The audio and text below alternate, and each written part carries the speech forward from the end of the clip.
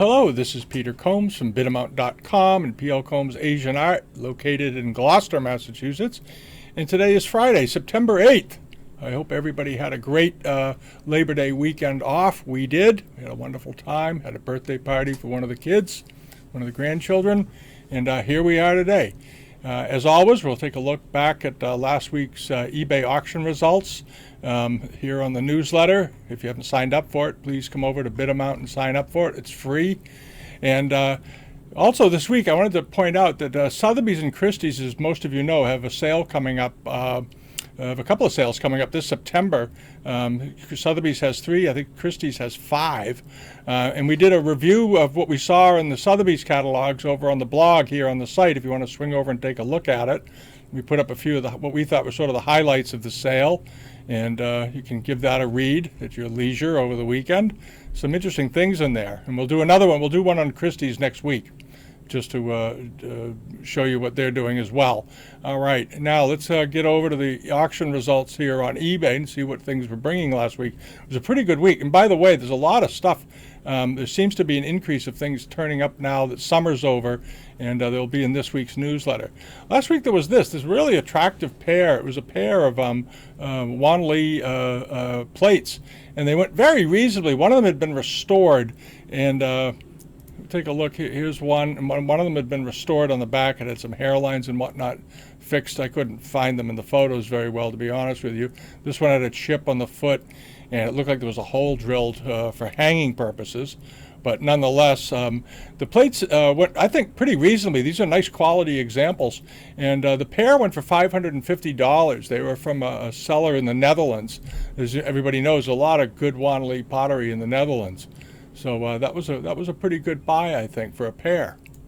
And then there was this. This was one of our readers put this up. One of our subscribers had this. He put it up. It's a very nice molded petal-rimmed Kangxi Femi-Vert plate with overglazed blue enamels. Nice example. Early 1800s, around 1700, 1720. Beautiful example. It had been repaired, though. It had some damage right here through the middle, and I wasn't sure how well it would do, but it's a fairly rare type. There's the old repair, the zipper up the back there with those nice staples. I kind of like those. And there it is. And it was a nice size plate, too. This one was almost 14 inches in diameter. Pretty rare bird. And it did pretty well, I think. It brought $1,350, or a little over 1,000 British pounds. So I think the seller was pretty happy. We did have it in there because I liked it. He was the seller over in the UK. Nice plate, though. And then there was this fan, these rather nice, there it is. This is the back of it. There's the front of it. This is a really nice Chinese export fan with lacquer handles, very elegantly done, beautiful, beautiful quality, and nicely painted. It appeared to be in nice condition. Fans, there are a lot of fan collectors in the world. They collect not only Chinese fans, but French fans and Italian fans. But this was a nice one. It had sort of an interesting landscape scene running around it, a bit unusual. And the back of it was nicely painted as well, with flowers and peonies and birds and so forth. Good example. And it went for a reasonable price, $525. There it is. Okay, and the guy included some end shots. Here it is folded. There's the other end. All right. If you collect fans, eBay is a great place to buy fans. If you buy fans and Chinese silks, it's a great place to buy them. And then there was this. This is a rather nice. Let's get this one. Here's another fan. I think it's from the same seller. And rather unusual lacquered colored handles. They had a similar one, I think, to this up a few weeks ago. It had a different landscape, had a different scene going across the top, as I recall. More of an open scene rather than these little cartouches. But good quality. There's a nice close-up of the decoration. And very pretty and unusual to see Famille Rose decorations on the black lacquer. So I think that's a very nice touch. And this one only brought $405. I think it was a pretty good buy. It's a fairly rare type.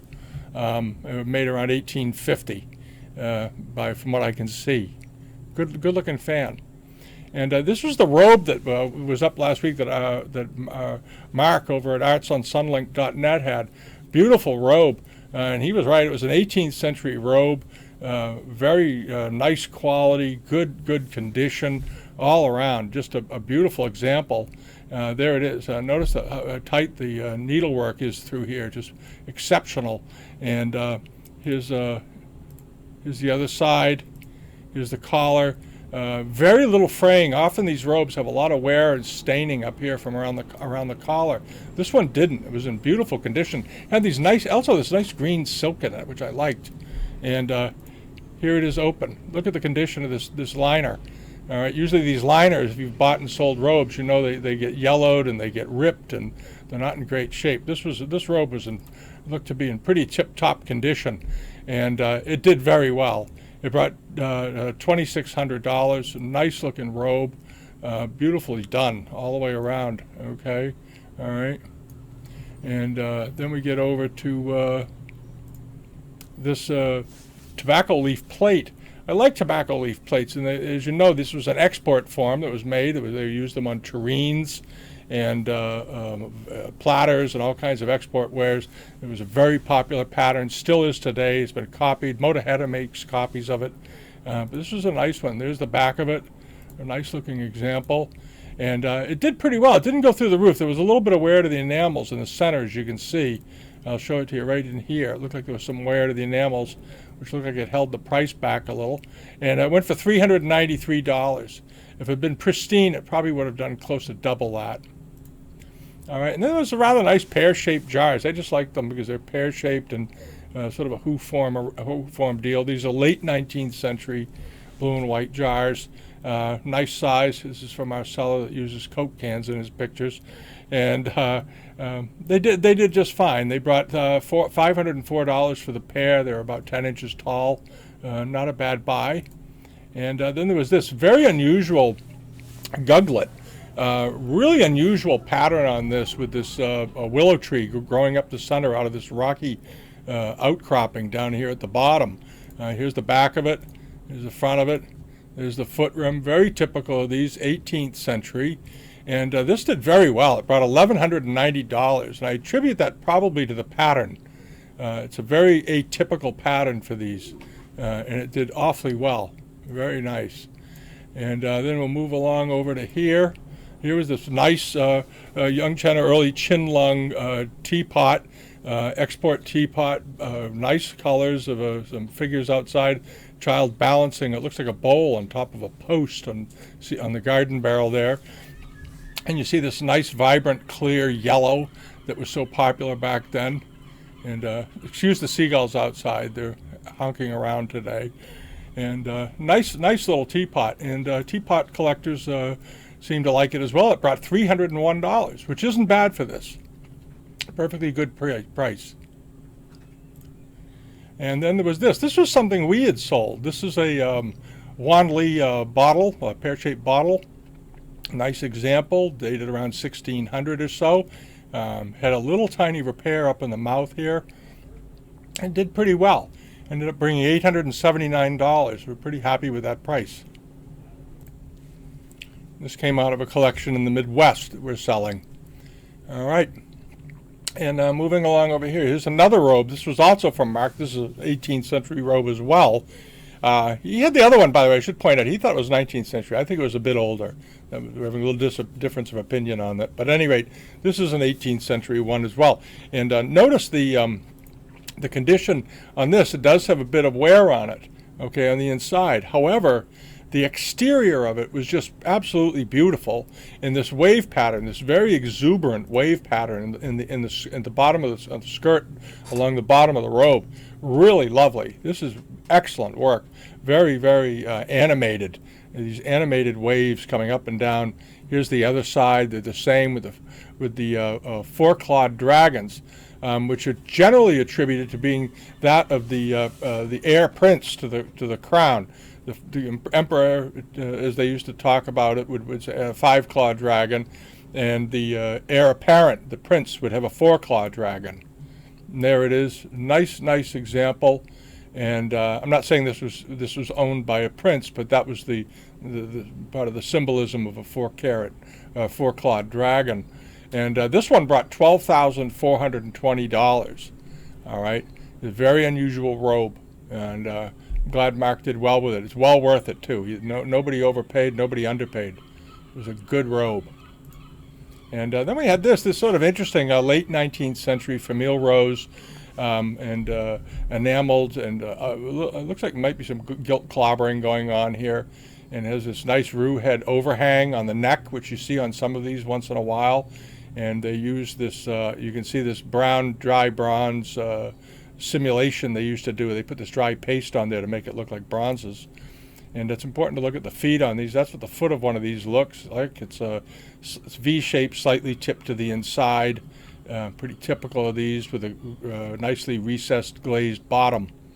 And here are the handles on it. They're gilded, and nice celadon ground all the way around. So it's celadon, white ground, and so forth. Nice example.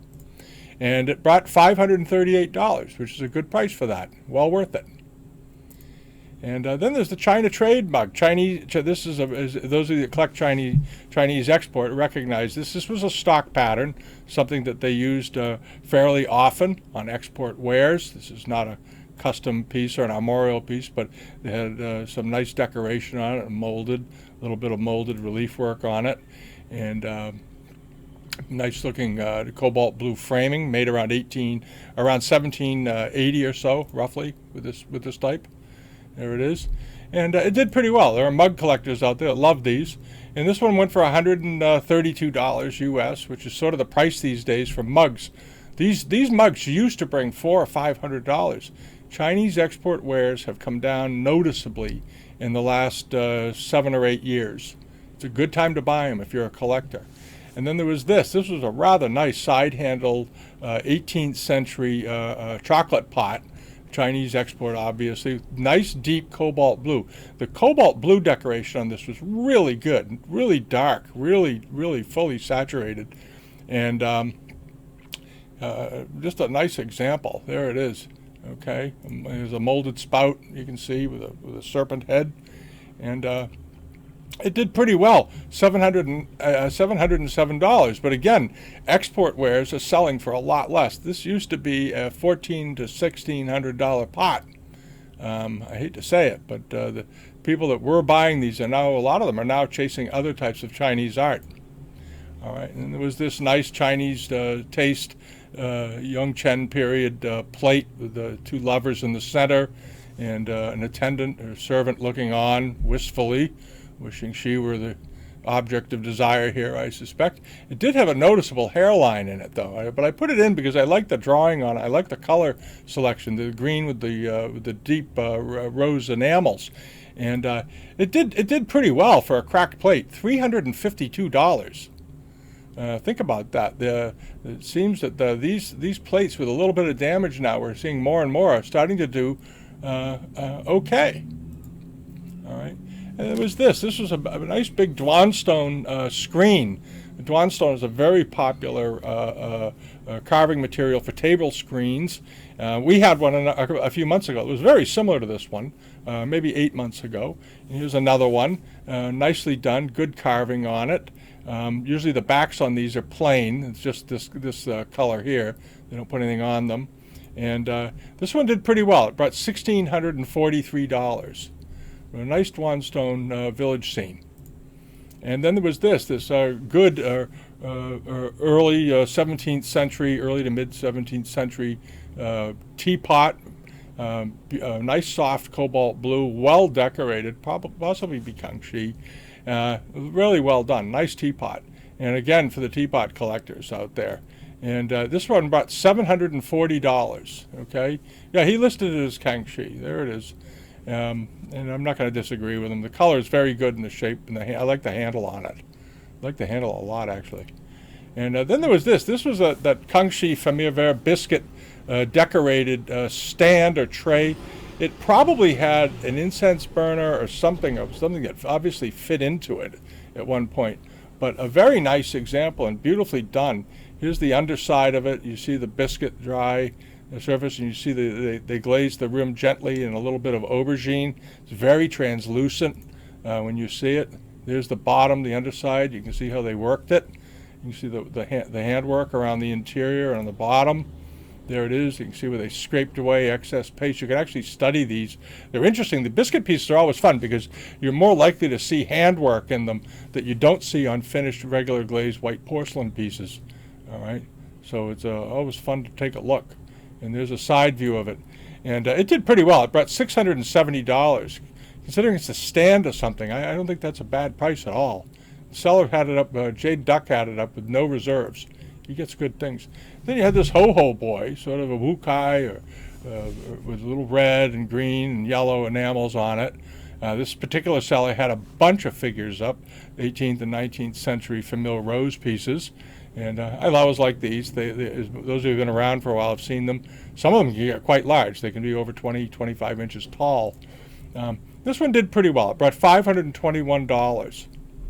All right, a nice little figure. There was a group of them. I hope you saw it. It was also Jade Duck had these. And then there's this rather attractive and sort of interesting Chinese taste blue and white dish. Here's the back of it right here. It's got sort of a messed up looking rain mark on it, but that's okay. There's the back of it. It's a 19th century plate, but nice quality, very nice quality. And it did very well. It brought $709, okay? Stuff for the Chinese taste still is strong, as you can see. And then there was this. This was, again, Mark Wahlberg, again, with artsonsunlink.net. He's gotten into a trove of Chinese silks, maybe a collection. He gets around. He has a lot of relationships with people. He gets great things. And this was another one of these silk hangings that he had. Just beautiful quality all the way around. Look at the work here. Nice forbidden stitching all around. The rondelles are perfectly even. Good color mix. Here's the center. It's just an elegant composition.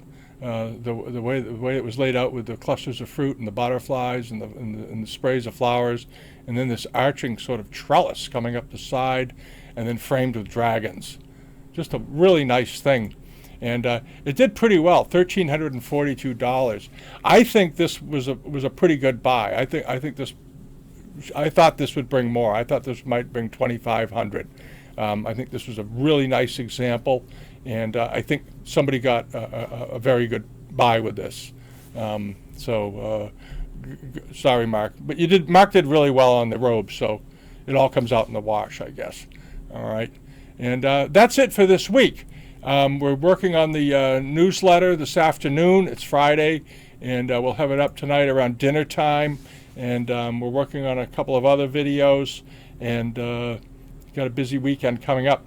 So thanks for visiting, and give us a comment if you wish, or a thumbs up. We always appreciate it. If you're not a subscriber, please do subscribe here, and subscribe to us on BidAmount.com for the newsletter. It's completely free.